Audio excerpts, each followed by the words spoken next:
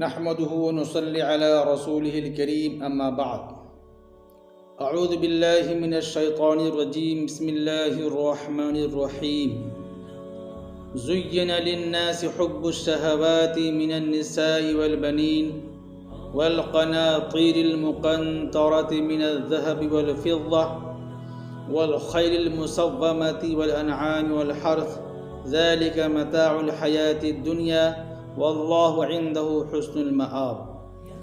محترم ناظرین، سامعین، پہلی آیتوں میں کفار و مشرکین کی مخالفت اور ان کے مقابلے میں جہاد کا ذکر تھا، اور اس آیت میں اسلام و ایمان کی مخالفت اور تمام بدعمالیوں کی اصل منشا کو بیان فرمایا گیا ہے، اور وہ یہ ہے کہ حب دنیا یعنی دنیا کی محبت۔ کوئی جاہ و مال کے لالچ میں حق کی مخالفت کرتا ہے، کوئی نفسانی خواہشات کی وجہ سے، اور کوئی اپنی آبائی رسم و رواج کی محبت کے سبب حق کے مقابلے پر کھڑا ہو جاتا ہے، اور ان ساری چیزوں کا خلاصہ ہے دنیا کی محبت، جیسا کہ اس آیت میں ارشاد فرمایا گیا ہے۔ تو ترجمہ سماعت فرمائیے کہ زین للناس حب الشہوات، فریفتہ کیا ہے لوگوں کو مرغوب چیزوں کی محبت نے، من النساء جیسے عورتیں، والبنین اور بیٹے، والقناطیر المقنطرۃ من الذهب والفضہ اور خزانے جمع کیے ہوئے سونے اور چاندی کے، والخیل المسومۃ اور گھوڑے نشان لگائے ہوئے۔ آج کل گھوڑوں کا زمانہ نہیں ہے، سواری کے لیے سے لوگ آج کل کاروں کا استعمال کرتے ہیں، ہزاروں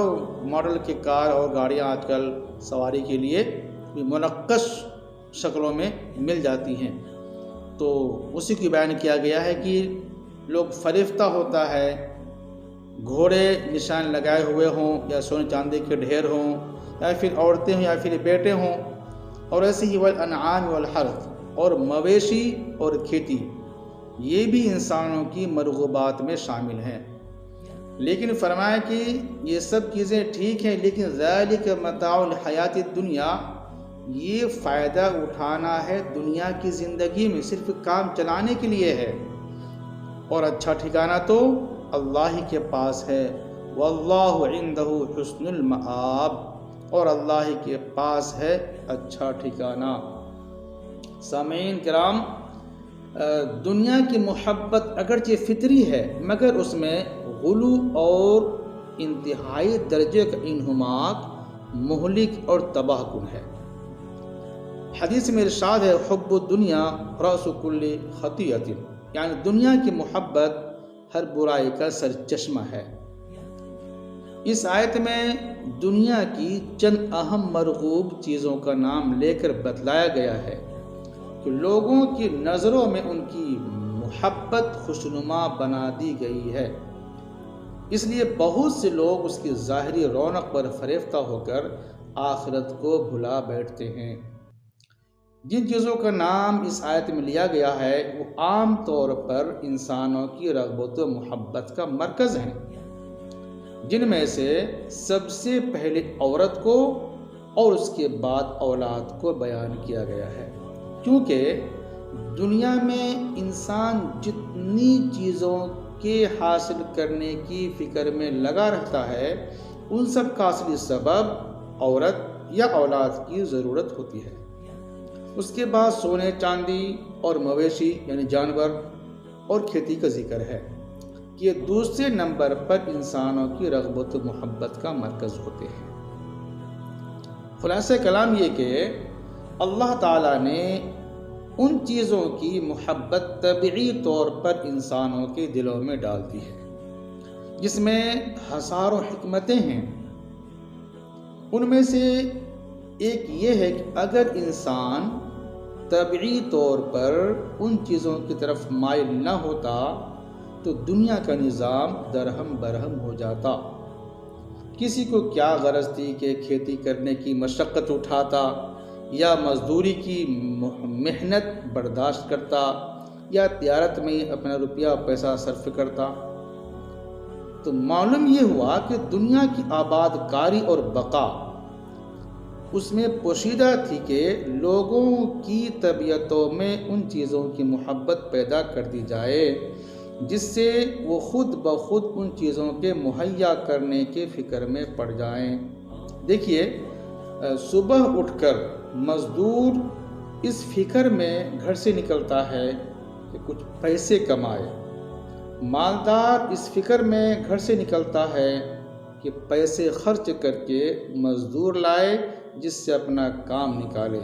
تاجر بہتر سے بہتر سامان مہیا کر کے گاہک کے انتظار میں بیٹھتا ہے کہ پیسے حاصل کرے، اور گاہک 100 کوششیں کر کے پیسے لے کر بازار پہنچتا ہے کہ اپنی ضروریات زندگی کا سامان خریدے۔ تو غور کرنے سے یہ بات معلوم ہو جاتی ہے کہ سب کو انہی مرغوبات کی محبت نے اپنے اپنے گھر سے نکالا اور دنیا کے تمدنی نظام کو نہایت مضبوط مستحکم اصول پر قائم کر دیا۔ دوسری حکمت یہ بھی ہے کہ اگر دنیاوی نعمتوں سے رغبت و محبت انسان کے دل میں نہ ہو تو اس کو اخروی نعمتوں کا نہ ذائقہ معلوم ہوگا نہ ان میں رغبت ہوگی، تو پھر اس کو کیا ضرورت ہے کہ وہ نیک اعمال کر کے جنت حاصل کرنے کی کوشش کرے اور برے اعمال سے پرہیز کر کے جہنم سے بچے۔ مفسرین کرام نے تیسری حکمت یہ بیان فرمائی ہے جو اس جگہ زیادہ قابل غور ہے، وہ یہ ہے کہ ان چیزوں کی محبت طبعی طور پر انسان کے دل میں پیدا کر کے انسان کا امتحان لیا جائے کہ کون ان چیزوں کی محبت میں مبتلا ہو کر آخرت کو بھلا بیٹھتا ہے اور کون ہے جو ان چیزوں کی اصل حقیقت اور ان کے آنی فانی ہونے پر مبتلا ہو کر آخرت کی فکر میں لگ جائے۔ خلاصہ کلام یہ ہے کہ دنیا کی لذیذ اور مرغوب چیزوں کو حق تعالیٰ شانہ نے اپنے فضل و حکمت سے انسان کے لیے مزین فرما کر ان کی محبت اس کے دل میں ڈال دی تاکہ اس کو آزمایا جائے اور انسان کا امتحان لیا جائے کہ کون ان چند روزہ لذت میں مبتلا ہو کر اپنے خالق و مالک کو اور آخرت کو بھلا دیتا ہے اور کون ان مرغوب و محبوب چیزوں کو اپنے خالق و مالک کی معرفت کا ذریعہ بنا کر آخرت کو آباد کرتا ہے۔ یہ عورتیں، بیٹے، خزانے، سونے چاندی اور گھوڑے نشان لگائے ہوئے اور کھیتیاں اور مویشیاں یہ صرف کام چلانے کے لیے ہے، اس میں الجھ کر کے آخرت برباد کرنے کے واسطے نہیں ہے، تو یہ سب کام چلانے کے لیے ہے، لیکن اچھا انجام تو اللہ ہی کے پاس ہے۔ انشاءاللہ اس کے بارے میں آئندہ ہم تفصیل کریں گے انشاءاللہ۔ اللہ ہم سب کو ہر قسم کے فتنے سے حفاظت فرمائے اور آخرت کو